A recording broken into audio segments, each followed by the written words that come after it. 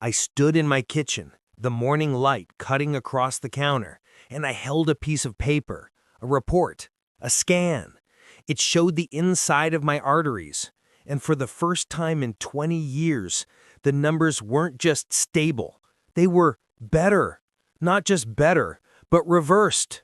20 years of calcified plaque, 20 years of being a walking statistic, a ticking clock of cardiovascular risk, and here was objective proof that the story I'd been told was wrong.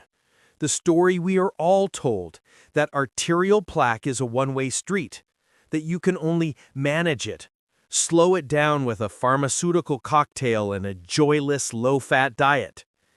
My doctors, good people, all of them, had never used the word reversal.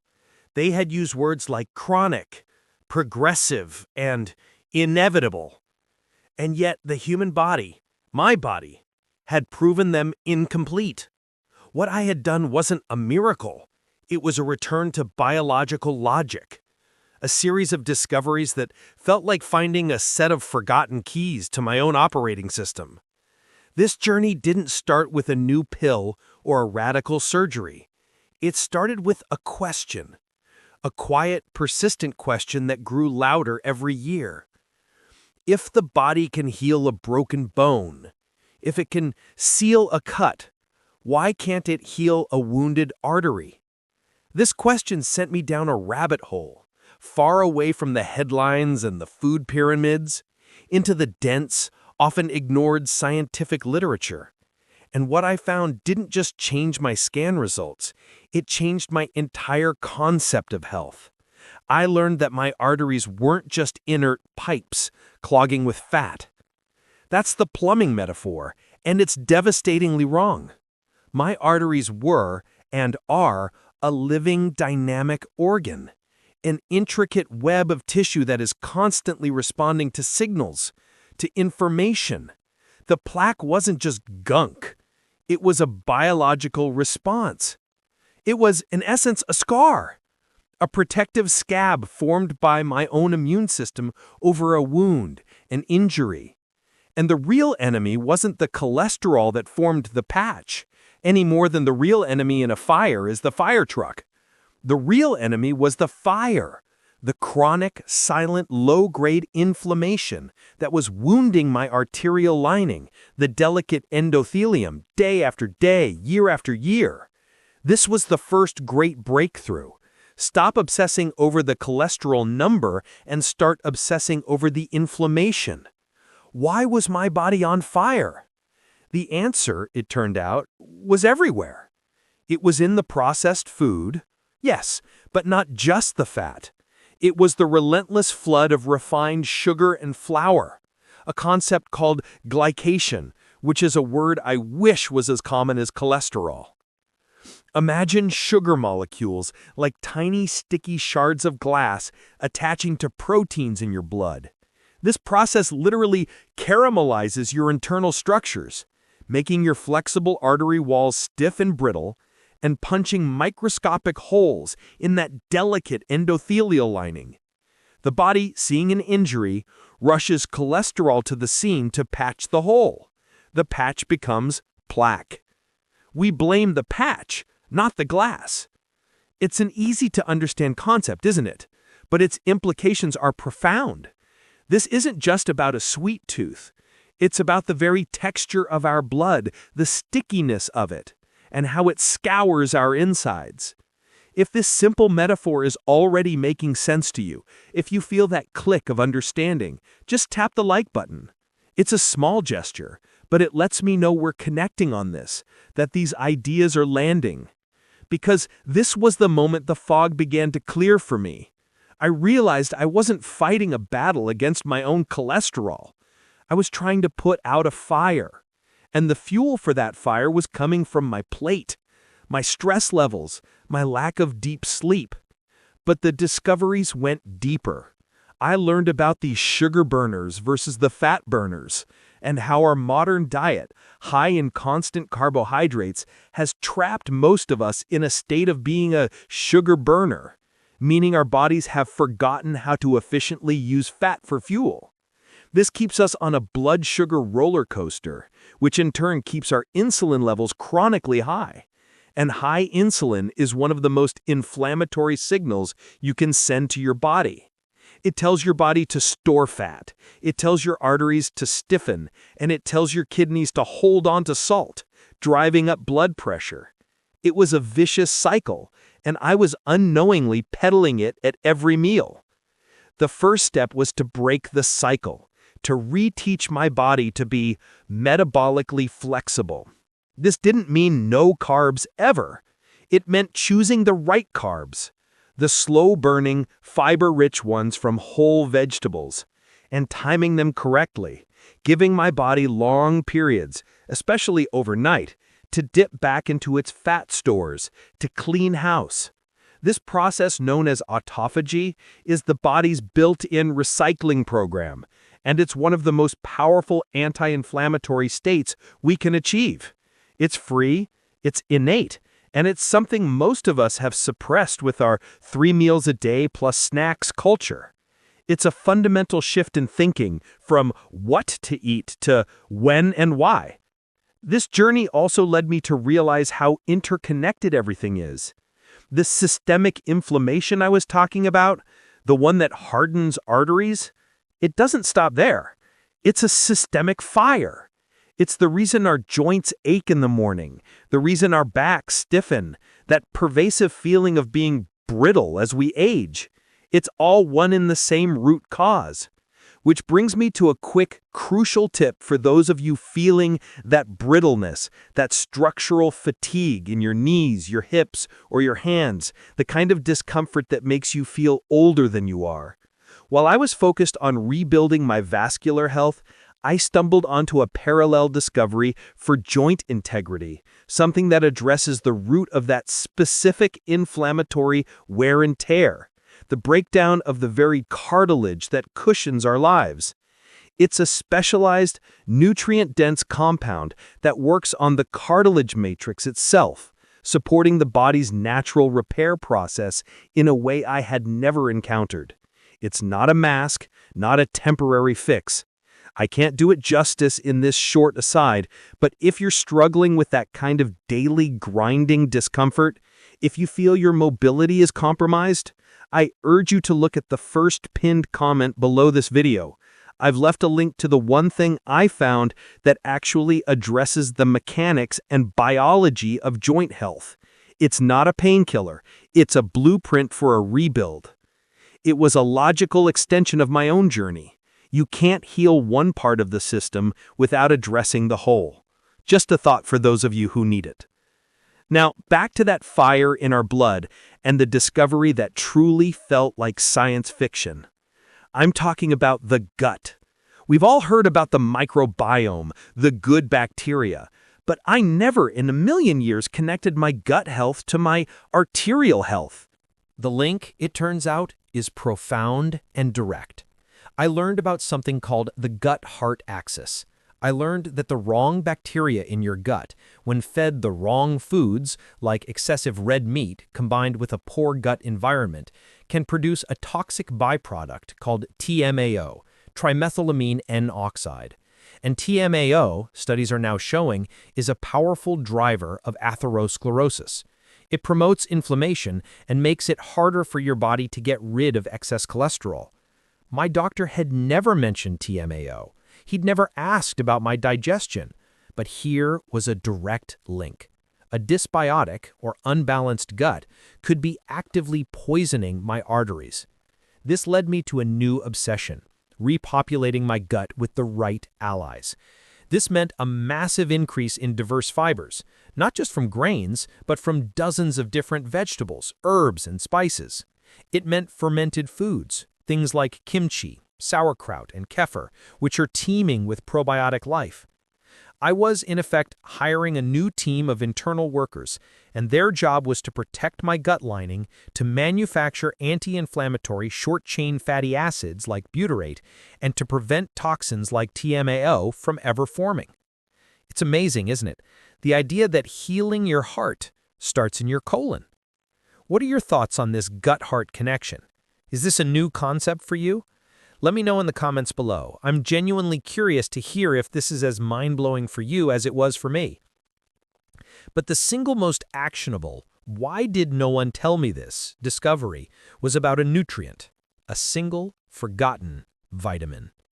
We all know about vitamin C, about vitamin D, but I had never heard, not once, about vitamin K2, specifically K2 in its MK7 form. This is not the same as K1, which you get from leafy greens and helps your blood clot. K2 is different. K2 is the traffic cop for calcium in your body. This, for me, was the key that unlocked the reversal. You see, the plaque that hardens in our arteries, the stuff they measure on a calcium score, is calcium. It's calcium that should be in our bones, but has instead been deposited in our soft tissues, in our artery walls. Why does this happen? It happens because we are deficient in the one nutrient designed to prevent it. Vitamin K2 activates two critical proteins, matrix GLA protein, or MGP, and osteocalcin. Think of MGP as the calcium bouncer for your arteries. When activated by K2, it patrols your blood vessels and removes calcium from the arterial lining, preventing it from hardening into plaque. But K2 doesn't stop there. It then activates osteocalcin, which acts like an escort, grabbing that same calcium and depositing it precisely where it should be, into the matrix of your bones and teeth. Most of us are walking around with a massive K2 deficiency. We get plenty of calcium. In fact, many people supplement with it, which can be dangerous without K2. But we have no traffic cop to tell it where to go.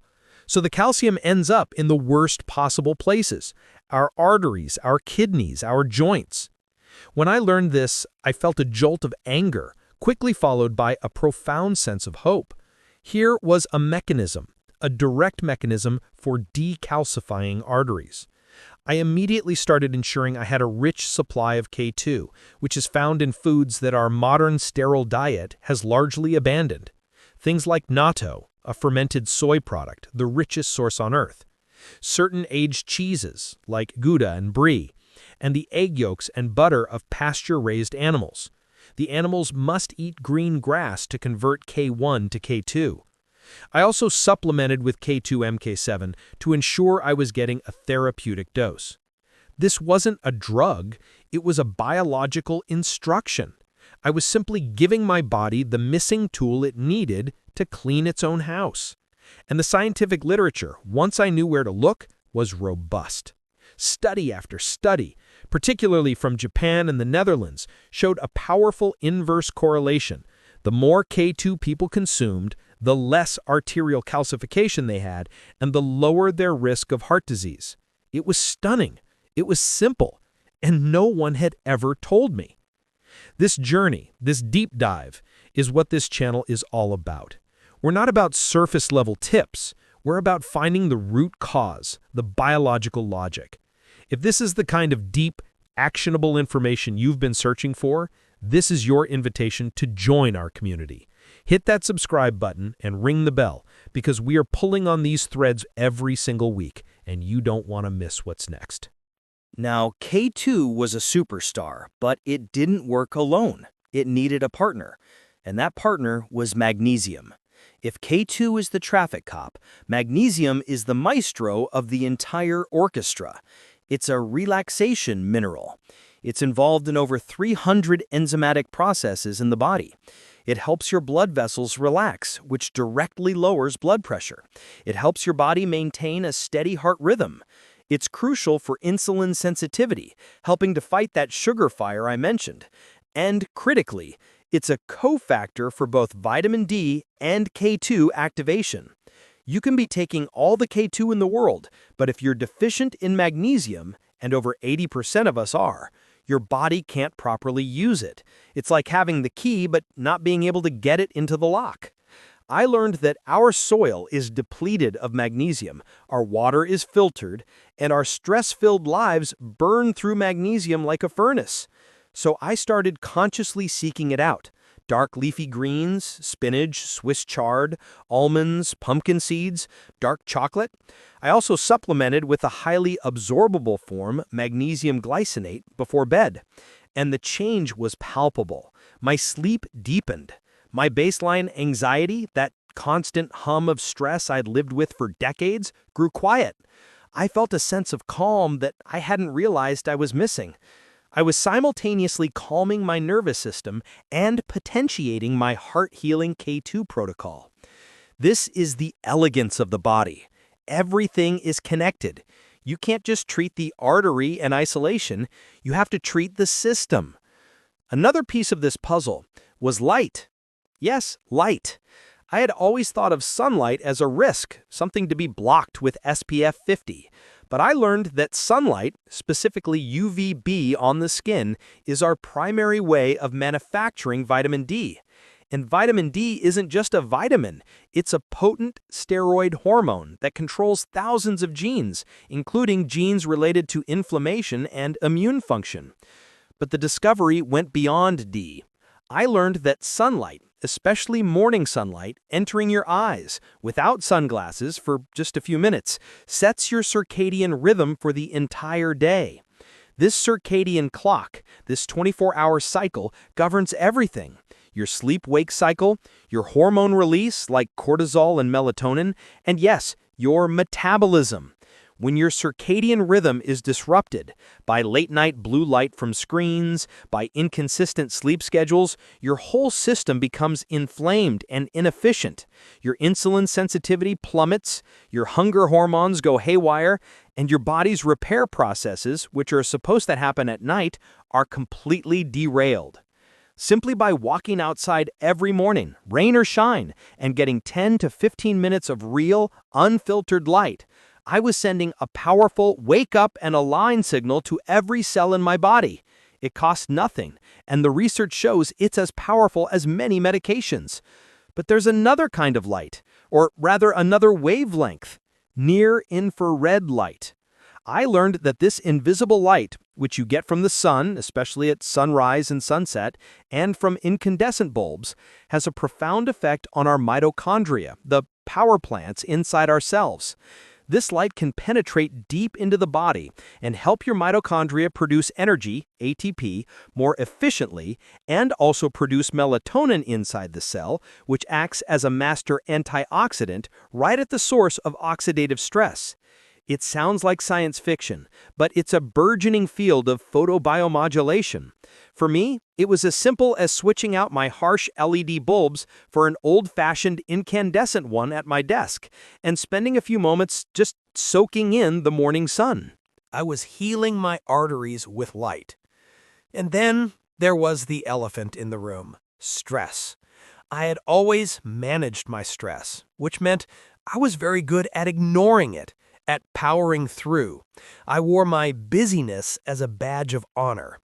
But my deep dive taught me that my body couldn't tell the difference between a looming work deadline and a saber-toothed tiger. To my nervous system, a stressor was a stressor, and it reacted the same way every time, by flooding my body with cortisol and adrenaline. This fight-or-flight response is life-saving in the short term, but chronic in the long term, it is devastating. Chronic high cortisol keeps your blood sugar high, feeding the glycation fire, makes your blood sticky and prone to clotting, and directly constricts your blood vessels, driving up blood pressure. It is, in short, a pro-plaque, pro-inflammatory state. The reversal wasn't just about food and nutrients, it was about fundamentally rewiring my nervous system. I had to learn, for the first time, how to activate my rest and digest parasympathetic nervous system.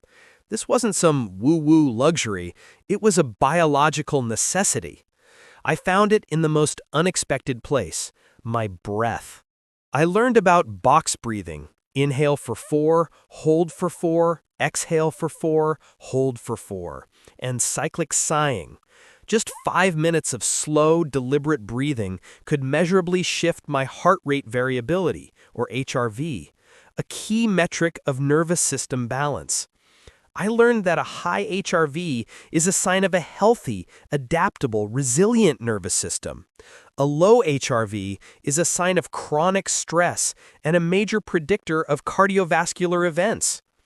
By simply controlling my breath, I was doing a workout for my nervous system, telling my body at a primal level that I was safe.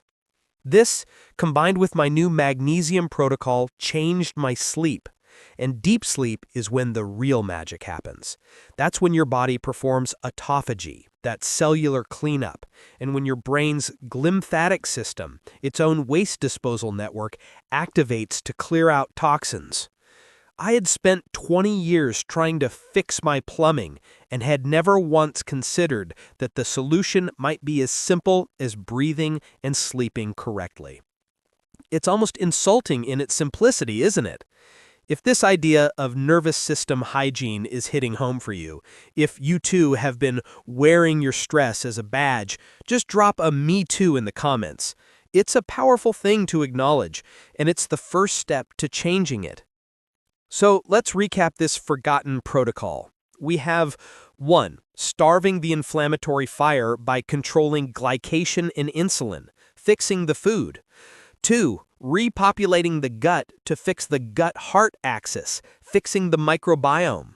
3. Employing the calcium traffic cop and its maestro, vitamin K2 and magnesium, to actively remodel the plaque, fixing the nutrients.